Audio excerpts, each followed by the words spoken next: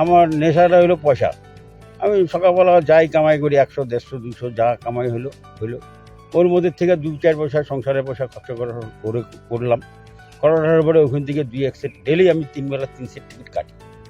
মাঝে শেষে হয়তো গ্যাপ গেলে পরে পয়সা না থাকলে পরে কাটি না। সেদিনকে আমার খুব আফসোস হয়, আজকে কাটতে পারলাম না, হয়তো ফার্স্ট প্রাইজটা পাইতাম। এই আশাটা নিয়েই আমি টিকিটটা কাটি। মানে ডেলি আমি 5 সেট করে 5 সিরিজের 1 সেট করে যে কোনো দোকানের হোক, যে পাইলাম সামনে একটা দোকান পাইলাম, যদি কাটা হয়ে গেল 1 সেট টিকিট, দ্বিতীয় অন্য দোকানে আর কাটি না।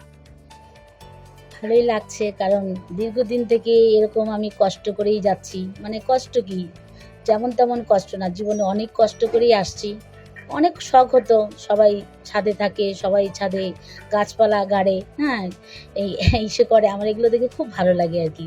আমারও অনেক মনে মনে অনেক ইচ্ছা হতো, বাবা আমি ভাবতামও মনে মনে সেটা, যে আমার যদি কখনো ছাদ হয়, আমি এইভাবে এইভাবে এটা করবো, দিদি এটা করবো, দিদি এরকম আর কি ভাবনা হতো একটা।